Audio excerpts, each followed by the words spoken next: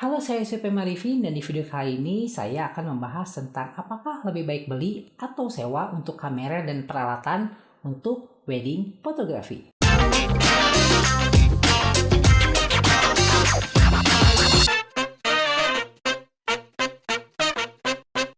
Video ini disponsori oleh Epicenter Store ID jika kalian ingin membeli poster-poster untuk film Marvel Cinematic Universe atau DC Extended Universe, bisa juga request untuk anime dan juga poster-poster lainnya. Silahkan kunjungi, ada di Tokopedia, Bukalapak, ataupun Shopee. Video ini hanyalah untuk perbandingan beli atau sewa job wedding fotografi. Jadi bukan untuk acara yang lain ya, event yang lain, karena akan lebih mudah bagi saya untuk menganalogikannya dan juga akan lebih mudah kalian juga memahami apa yang akan saya jelaskan. Yang pertama adalah kita asumsikan membeli itu artinya adalah fotografer tersebut memiliki alatnya, kameranya. Jadi beli itu sama dengan memiliki, dan sewa itu adalah bagi yang tidak memiliki. Jadi fotografernya tidak memiliki alat apapun dan dia sewa. Jadi supaya lebih gampang ya. Kenapa banyak yang bertanya apakah lebih baik atau sewa? Menurut saya wedding fotografi ini bukanlah sebuah bisnis yang membutuhkan modal sedikit. Jadi kalau kalian perhatikan secara baik-baik bahwa wedding fotografi itu membutuhkan modal yang puluhan juta sebetulnya. Itu untuk alat yang lengkap ya, mulai dari kamera, terus juga lensa fix, lensa kit, lensa tele, lensa wide, lalu juga flash eksternal, ada juga flash studionya untuk di depan pelaminan dan juga terminal listrik misalkan, dan peralatan yang kecil-kecil lainnya, tas kameranya juga, memory card cadangan, dan lain sebagainya. Terus juga kalian harus tahu vendor cetak di mana. Jadi itu membutuhkan modal yang tidak sedikit. Tapi kan bisa aja Mas Yusuf kalau punya kamera dan lensa doang. Ya memang bisa aja, tapi ini kita asumsikan untuk peralatan yang lengkap dan itu membutuhkan bisa sampai 20 juta ke atas kalau kita beli baru semuanya dari awal. Kita akan bahas kelebihan dan kekurangan jika kita membeli kamera dan peralatan fotografi ini. Kelebihan nomor 1 adalah alat milik kalian sendiri, yang artinya apabila ada job dadakan itu kalian bisa gunakan kapanpun dan dimanapun. Contoh, apabila ada WO telepon jam 10 malam, besok ada job wedding nih di Gunung Anu, kosong nggak? Kalian kosong, dan kalian karena memiliki alat itu otomatis besok bisa tinggal berangkat aja tanpa mesti pusing-pusing mikirin alatnya belum ada gitu, harus sewa dulu. Jam 10 malam apakah tempat rentanya buka? Terus kalau kalian rentanya pagi-pagi apakah mereka juga sudah buka? Dan disitulah betapa bermanfaatnya jika kalian memiliki alat di rumah kalian yang siap digunakan kapanpun untuk job mendadak seperti ini. Kelebihan yang kedua adalah kalian bisa menjualnya jika kalian tidak punya uang. Nah, saat pandemi corona seperti ini, semua orang itu pada bokeh, fotografer, tidak ada job yang masuk, dan otomatis ya alat kalian bisa kalian jual dulu untuk bertahan hidup, dan nanti setelah kalian sudah kembali normal itu kalian bisa beli lagi alatnya. Jadi bisa kalian gunakan aset kalian untuk bertahan hidup sekarang, tapi jangan sampai kalian menjual kamera kalian terus nanti setelah itu kalian tidak ada uang lagi buat membelinya ya. Tetap kan itu tidak boleh seperti itu. Yang ketiga adalah kelebihannya bisa digunakan untuk job lain selain wedding fotografi. Jika kalian ada foto produk, terus juga ada foto maternity, misalkan ada foto keluarga, terus juga ada acara tunangan, itu kalian bisa menggunakan alat-alat kalian ini untuk job apapun, tidak harus wedding fotografi. Jadi alat-alat itu akan bisa digunakan untuk job-job lain. Terus kalian kan karena tidak sewa ya, mau digunakan untuk apapun juga terserah kalian kan. Yang penting bisa menghasilkan uang gitu. Itu kelebihannya itu di situ untuk alat milik sendiri. Berbeda jika kita tidak punya alat, otomatis kalau ada job-job yang mungkin tidak sebesar wedding fotografi ya kalian akan mikir-mikir lagi, karena kan biaya sewanya pasti tidak akan sebanding dengan omset yang masuk gitu. Dan kita akan bahas kekurangannya. Kekurangannya ini membutuhkan modal dan pengembalian modal.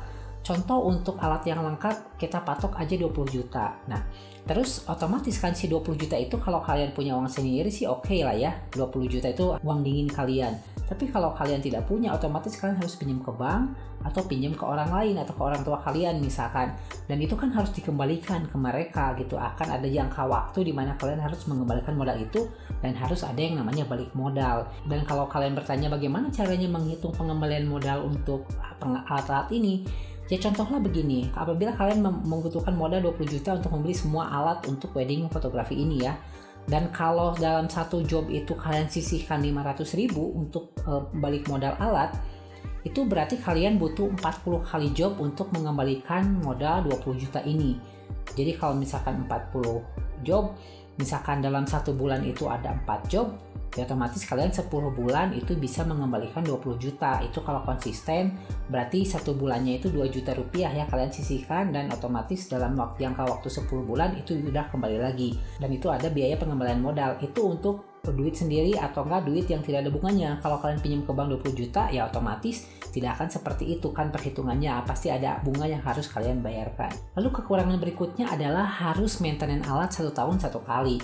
Jadi kalau kalian memiliki alat, kalian harus merawat alat itu supaya awet dan bisa digunakan dan bisa diandalkan. Karena jangan sampai kalian tidak terawat, yang ada malah ada jamur di lensanya, atau enggak memori cardnya jorok nyimpan nanti rusak memori cardnya. Itu harus ada maintenance 1 tahun sekali, dan biasanya untuk fotografer wedding itu dilakukan pada saat bulan puasa. Jadi dibawa ke tempat servis, terus diperiksa dan dibersihkan, dan alatnya akan lebih fresh dan siap digunakan setelah selesai lebaran. Lalu kekurangan yang terakhir adalah harus upgrade alat setiap 3 tahun sekali. Karena kan kalau yang namanya kamera itu akan selalu ada yang baru. Terus juga setelah 3 tahun kan kalian sudah jelas memory card harus di-upgrade, karena kalau menggunakan memory card yang lama takutnya nanti tidak berfungsi pada saat digunakan, itu berbahaya. Baterai juga sudah mulai ngedrop biasanya kan. Terus juga di lensa mungkin ada jamur, di viewfinder juga mulai ada jamur, dan udah mulai nggak enak aja dipakainya kan kalau peralatannya, dan juga mulai ada yang rusak-rusak misalkan. Dan itulah kenapa harus upgrade alat, dan itu bisa menjadi kekurangan karena nanti bakal butuh modal lagi untuk membeli semua alat-alat yang kalian butuhkan. Dan sekarang kita akan bahas kelebihan dan kekurangan dari sewa kamera dan peralatan untuk wedding fotografi ini. Yang pertama adalah kelebihannya tidak butuh modal dan juga pengembalian modal. Kalau kalian fotografer, kalian memiliki skill fotografi tapi tidak memiliki kamera apapun, ya kalian nggak butuh modal gitu, karena kalian bisa sewa aja gitu. Jadi kelebihannya itu di situ tidak butuh modal 20 juta atau mungkin harus cari pinjaman kemana buat beli alat, dan itu adalah kelebihan jika kalian mensewa kamera dan peralatan fotografi ini. Yang kedua adalah biaya sewa bisa dibebankan langsung ke modal produksi. Jadi saat kalian masuk omset itu berapa untuk 1 kali job, itu kalian bisa hitung itu modal sewanya berapa untuk 1 kali job, sehingga nanti tinggal dipotong aja dan itu digunakan untuk biaya sewa. Jadi kalian tidak harus mengeluarkan sama sekali dari kantong kalian. Jadi kalau dari WO atau dari kalian mendp, dan DP itu lalu sisihkan buat sewa alat, karena itu kan modal di awal. Jadi yang harus disisihkan di awal itu adalah modal untuk alat, dan juga untuk pegawai, dan juga untuk transport misalkan, dan dan akomodasi dan konsumsi misalkan, dan itu yang harus kalian sisihkan di DP itu. Dan itulah yang bisa kalian gunakan untuk mensewa alat tanpa harus ngemodal duluan kan, tanpa harus menggunakan uang pribadi kalian untuk sewa alat, karena semuanya sudah dialokasikan dari DP yang diberikan oleh klien kalian. Yang ketiga adalah kelebihannya kalian bisa sewa kamera dan lensa terbaru yang harganya mungkin lebih mahal, bisa sampai 30 juta, bisa 40 juta. Tapi karena kalian sewa, itu sudah jelas harganya akan lebih terjangkau, dan kalian bisa mendapatkan gambar-gambar yang lebih bagus dan hasil yang lebih berkualitas, karena alatnya kalian gunakan yang terbaru dan juga yang bagus gitu, dibandingkan kalian belikan dengan budget 20 juta, ya otomatis kan kameranya tidak bisa beli yang 20 juta kan, itu kan harus dibagi-bagi dengan modal yang lain. Tapi kalau kalian sewa, itu kalian bisa mensewa lensa apapun, kamera apapun selama budgetnya masuk dari kliennya, dan itulah yang menjadi kelebihan untuk sewa kamera ini. Lalu kelebihan yang lain adalah kalian tidak harus capek-capek maintenance alat atau juga untuk beli alat upgrade beberapa tahun kemudian, karena kan semua itu dilakukan oleh si tempat rentalnya. Kalau misalkan maintenance kan tugas mereka untuk membersihkan alat, sehingga kalian datang itu tinggal pakai aja, nggak harus repot-repot mesti dicek dulu apakah berfungsi atau enggaknya. Oke, itu adalah kelebihannya, dan sekarang kita akan bahas tentang kekurangan dari sewa ini. Yang pertama adalah sulit jika ada job dadakan, karena kalian tidak memiliki alat. Otomatis kalau ada job dadakan di malam hari dan besoknya itu ada acara, ya kalian nggak bisa kan, karena kalian harus nelfon dulu ke tempat rental. Masih mending kalau tempat rentalnya 24 jam, gimana kalau enggak. Dan jika kalian sewa, otomatis kalian tidak akan menerima job dadakan, yang itu sangat disayangkan sekali, karena kan itu juga uang gitu. Selain itu juga kekurangannya jika kalian kehabisan alat karena misalkan kalian telat untuk booking, itu ya harus mengganti dengan kamera yang merek lain atau yang tersedia di sana, dan itu akan menjadi merepotkan jika kamera atau lensa yang ada itu yang harganya lebih mahal, dan otomatis tidak akan masuk dengan budget kalian. Misalkan nih, ini untuk klien job ini masuknya yang 80D kameranya misalkan. Terus karena kehabisan kalian telat booking, yang ada kameranya 6D yang disewakan, otomatis kan harga sewanya akan lebih mahal kan. Dan itulah kenapa nanti otomatis akan menyedot modal kalian lebih besar jika kalian tidak buru-buru untuk booking. Dan itulah kenapa kalau misalkan saya sewa nih, dan ketika ada klien itu dari jauh-jauh hari udah booking duluan gitu. Jadi daripada nanti kita mendadak bookingnya, Yang ada malah kita kehabisan alat atau alatnya tidak available. Yang itu yang menjadi kekurangan jika kalian menggunakan sistem sewa ini. Yang terakhir adalah kekurangannya adalah transportasi untuk pengambilan dan pengembalian alat. Itu sangat merepotkan apalagi jika tempatnya jauh dari rumah kalian. Bayangkan untuk 24 jam misalkan pengambilan alat untuk sewa 24 jam, itu kalian ambil jam 9 malam, biar besoknya dikembalikan jam 9 malam lagi. Itu bayangan kalian pergi ke tempat rentalnya, apalagi kalau perjalanan 1 jam misalkan, 1 jam kalian di jalan, terus di sana ngantri, terus nanti kalian kembali lagi jam 11 malam atau jam 12 malam bahkan ke rumah, terus mesti tidur, terus besok paginya berangkat motret, terus setelah beres motret terus kalian copy data dan kembalikan, itu lumayan capek gitu. Wah, pengalaman saya juga seperti itu, dan itu menjadi resiko kalau misalkan kalian sewa, ya mau gimana lagi kan. Tapi untungnya kalau di Bandung sih ada Pondok Lensa Rental, itu bisa 24 jam bukanya gitu. Kalau sebelum COVID-19 ini ya, mereka bisa buka 24 jam sehingga kita bisa datang kapanpun dan jam berapapun. Itu selama kita udah booking, kita tinggal datang dan ambil alat. Itu yang menjadi kelebihan. Tapi kan di tiap kota juga tidak ada tempat rental yang bisa seperti itu kan.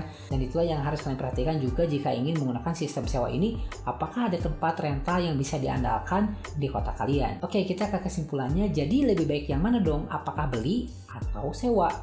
Jadi kalau menurut saya pribadi ya, kalau kalian punya duit mending beli. Jadi apakah itu bisa uang dingin kalian, tabungan kalian, atau mungkin bisa pinjam ke orang tua, atau misalkan kalian pengen pinjam ke bank gitu kan.